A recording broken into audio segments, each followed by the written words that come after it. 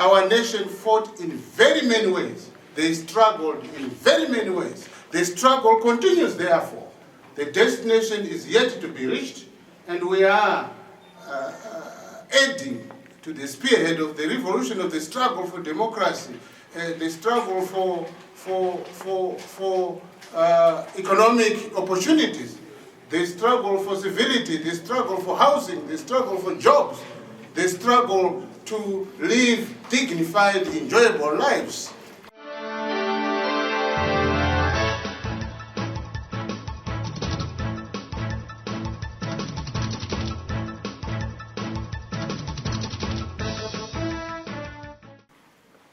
From the days of the bombing of the Daily News in Harare, the abduction of Justina Mkoko, who eventually won her abduction case in the courts, the murder of more memories Chawira, who was shot at close range at the University of Zimbabwe in 1997 during a peaceful demonstration by students, and the murder of Batanai Hadzizi in a similar peaceful student demonstration, all speak of a heavy-handed dictatorship that is predisposed to force and abductions. Is what Honorable Advocate Sikhala was reaffirming at the Geneva summit. There was a reaffirmation. More Blessing Ali was chopped into pieces and stashed into an open well by a ZANU PF thug, Pius Jamba. The still unknown whereabouts and the fate of Itai Dzamara resonates with a culture of abductions, as is the abduction of Tafadzwa Madziore and murder of a cleric,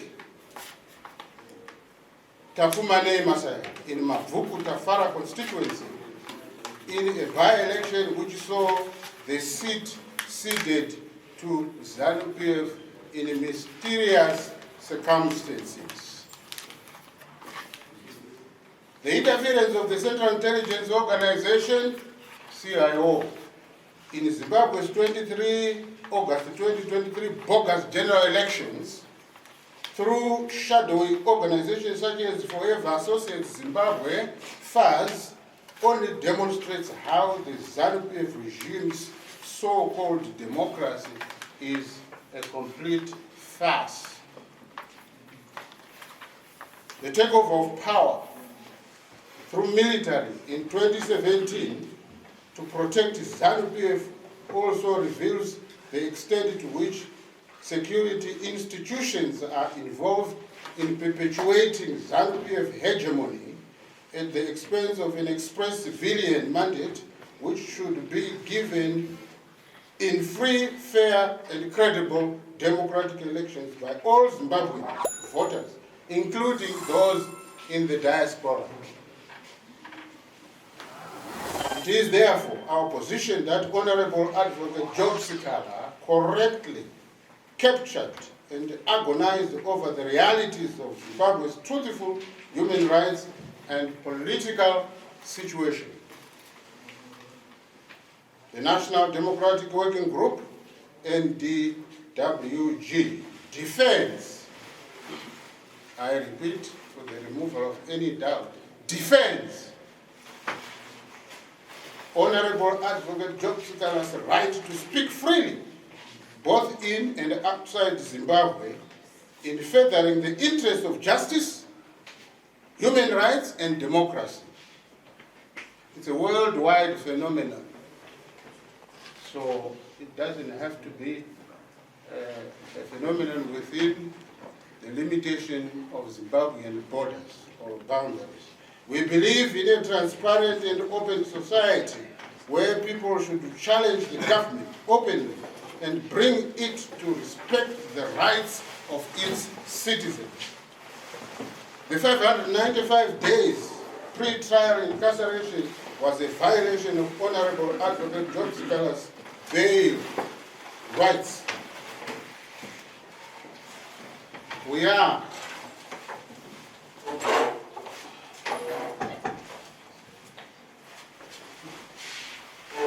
we believe that the length of time Honorable Advocate Sikhala was imprisoned without trial was politically motivated.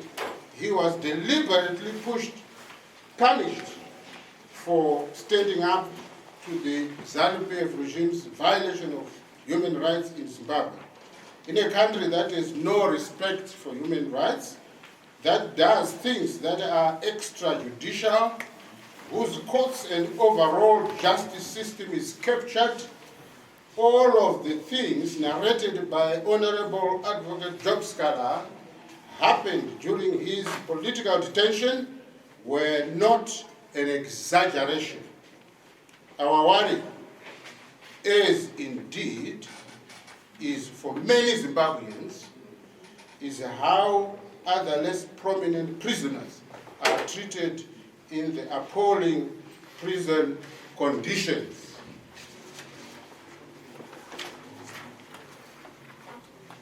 The ZANU-PF government has enacted a raft of laws, including the Patriotic Act, whose sole purpose is to limit democratic space, freedom, and thereby entrench a totalitarian system of governance in which people are subjected to all kinds of political, social, and economic abuses. We refuse to be coerced and bullied into silence through the usual historic Rhodesian tactics and use of repressive laws. We are all Zimbabweans. This is our country together. We will not be swept under or pushed outside our nation by a club of greedy, self-centered ZANU-PF individuals. We have just received disturbing media reports that the ZANU-PF regime agents have gone to the extent of creating a fake X account in the name of our chairman and facilitator to justify his arrest. Yesterday, the bogus account called for action on 25 May 2024, attributing it to Honorable Advocate Sikhala, which is wholly mischievous, nonsensical, and absolute hogwash. The fictitious X account is being run with a sinister agenda, and we call upon all good Zimbabweans to report the bogus account to the X management for its erasure. And a lot of Zimbabweans have done that already, and are doing it already. We are not going to allow the ZANU-PF government to abuse national institutions and international systems like the X facility, which should be used to communicate between people's nations for development of nations and their citizens. It's being used now to sabotage the activities of civic movements like the National Democratic Working Group.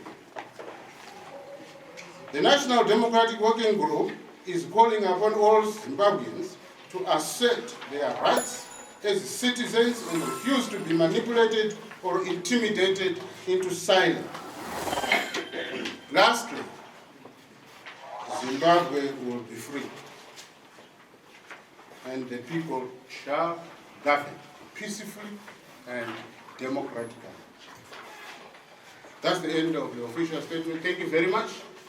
Now I can see the chair of this press briefing is here with us, our information chief, Darlington Ncube. I surrender to you to take over in opening the floor for questions. Then you can respond. I also noticed the president of our SG, Gerald Kalengwa, and the Secretary for Women Affairs, that's Muriel, yes. So, to you. Thank you so much all for attending this important event. As you have heard, I am Darlington Ncube, the head of Communications and Information Department, So, as we have heard from Dr. Zembe, our political affairs head of department, he articulated very well, and I'm very cognizant that he has managed to make it clear pertaining our stance as the people's movement. At this particular juncture, I leave this floor to you all to ask some questions pertaining what he presented to you.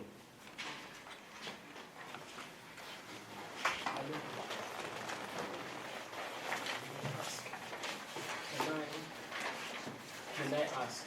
You said a question. Okay, fine. Can I ask? Yes. Yes, yes. But, comrades, something I've admired about your party is that it doesn't have these huge positions like presidents, 2 vice presidents. Of course, there's an SG. I think you have a vision. Right. My first question is that, what outcomes do you promise Zimbabweans? Because this is my argument. I'm a political researcher.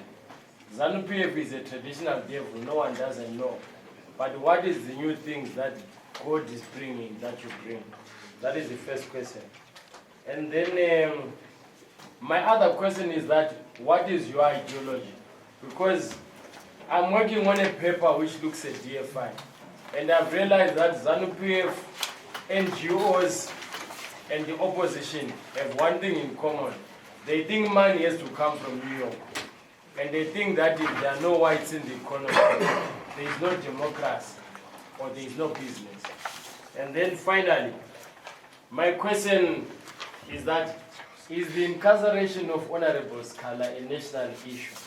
Because you must understand that from as early as 1959, black people were being put in jail for political reasons. Mandela was in jail, Nkomo was in jail, everyone was in jail.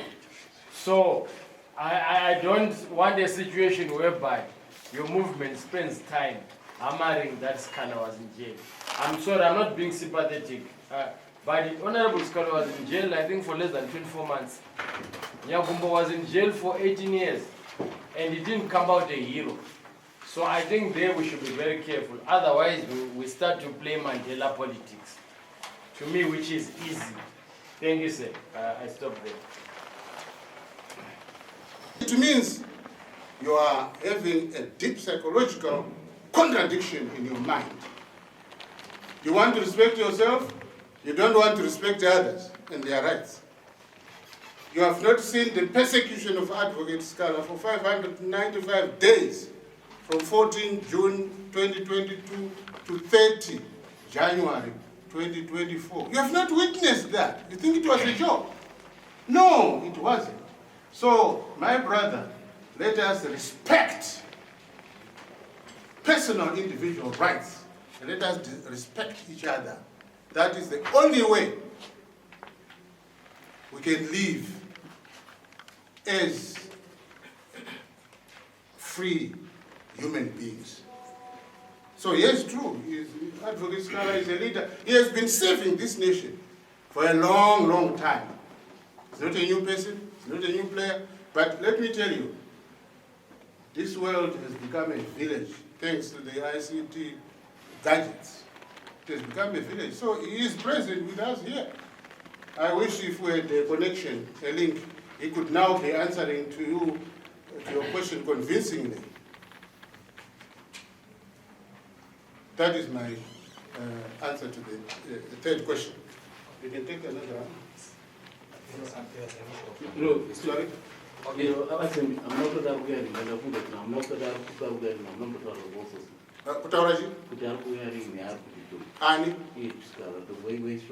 Okay, Job Sikhala is outside the borders of this country. He is receiving medical attention, among other things. When is he coming back? It's not yet known because they are still working on his health issues. But be rest assured, he's here. I mean, I've told you that your industry has made life pleasurable by connecting us, regardless of terrestrial species, isn't it? So, Wurayayi, you have a direct link with him. Ask him. He will tell you. He will tell you. I should have identified. Yes, you have a direct link, don't you? That's what I said. Yes. It's a follow-up. Yes. Issue of the manifesto. Okay, the issue of a manifesto. We are a civic consultative movement. That is our constitution, already is there. To consult the citizens of Zimbabwe on the way forward, because we have a serious governance crisis. We have serious problems. And therefore we provide leadership by consulting Zimbabweans first of their ideas, of their sufferings, of the potential solutions.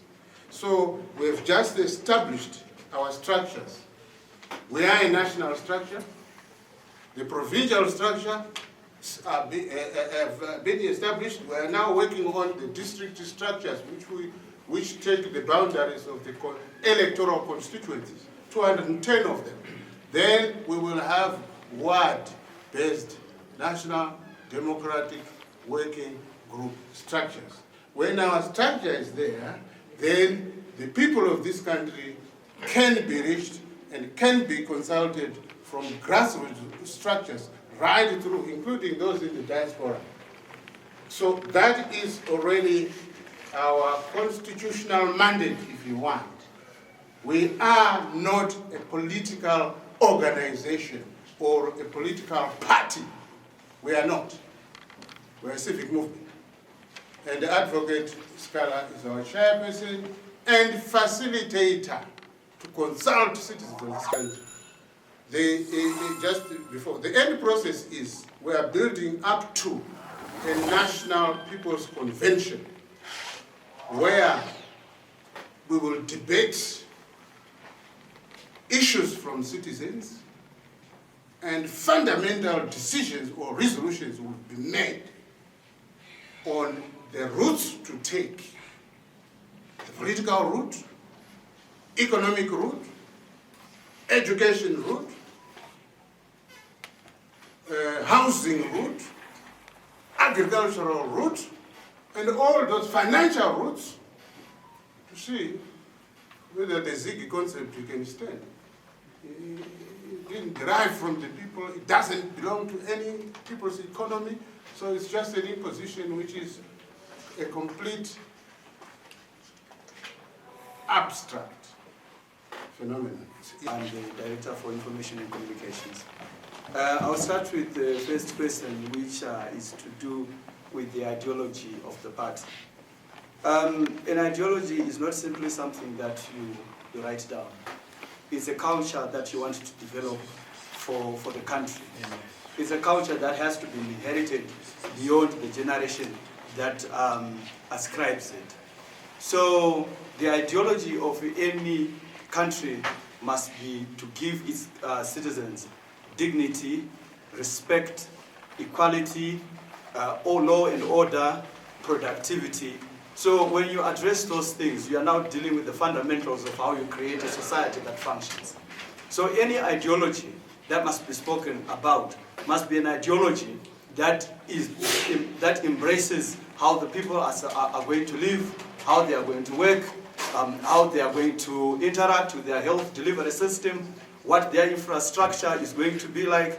Everything about us is part of an ideology that we must create as a people. So when we come to you as National Democratic Working Group, what we are saying is we need to go to the grassroots, get everyone on board. Because if we look at where we are right now, maybe 5% or 2% of the people who are Zimbabweans are benefiting from our minerals, our diamonds, our gold, our oil resources. Whatever it is, none of us here may be benefiting from them. So a proper ideology must address how people live together, work together. And the reason why we are here is because we do not have that ideology that brings everyone on board. The ideology that we have is that if somebody gets something, it's for him and his children. So that is the ideology that we must run away from as a people. That would be the first, my first response to that question. And then you also asked about results. Results will always come from a concerted action by all people working together towards an ideological framework which they all believe in. So we as a people, we believe in justice. No one here wants to be treated unjustly. No one here wants his children to starve. No one here wants to be unemployed. No one here wants to be a beggar. That also resonates with the wishes of every other Zimbabwean who is in this country and outside this country. So the result of what we are doing will be measured against how the people in Zimbabwe live. It's pathetic for our people to be running into South Africa. Because in South Africa, you find human beings like us with 5 senses, 2 eyes, 2 nostrils, ears. They are not super creatures. So what we really need in this Zimbabwe is to come back to our senses, find a common path which will deliver a country that is justiciable, a country that is equanimous, a country that provides the things that a human being needs to survive. So I think I would have dealt with that part of the question. Okay. Yes, let me also, with your concurrence, attend to questions number 2 and number 3. Zimbabwe will be free. The question was how. It is through the people's mass struggles. This is not a new phenomenon for us. Once upon a time, we had racial regimes occupying our space. They came in, we welcomed them because of African hospitality. And then they mistook our hospitality to be docility. And then they crafted laws and formed dictatorial military regimes in Rhodesia. And our nation rose. Firstly, it was a question of the direct concept. Let's talk to our adversaries so that we come to some sense. We don't have to destroy human life. So our forefathers said, talked, but the racist regimes did not listen until decisions were made to confront them by this nation, elders, forefathers of this nation. And from that time to this day, our nation is embarked on a long struggle to discover democratic rule based on freeness.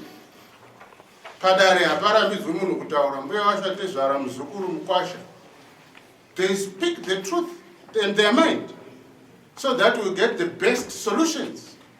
This is why the struggle had even to take, from 1963, a military angle.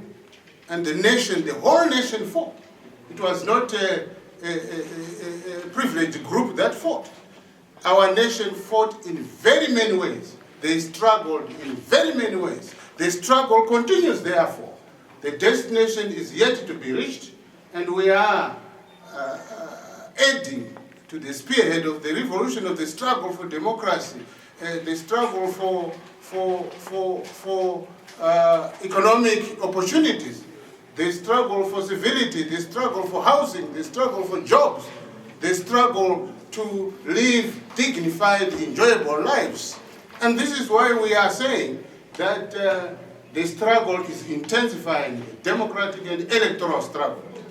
Ladies and gentlemen, you witnessed what happened last year, the fiasco, the farce, which the ZANU government called an election. There's no election like that. We have more than 5 million citizens of this country whose right was usurped, the right to vote. The citizens, the diaspora, are supporting our nation here, our government here, because they are sending foreign currency into this land. But yet, they were not partakers in an election. And up to this day, they are banned. Only yesterday, the day before yesterday, South Africans in this country were voting in an election that will be held a few days to come, 29th of May 2024.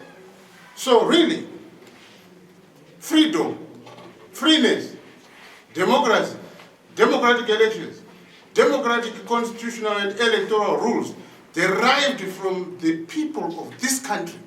Self-rule is only achieved when the citizens craft the supreme law of the land, which is called generally a constitution. Currently, we don't have a constitution from the people. This is why this nation is having a lot of problems. So, yes, the people shall govern, my brother.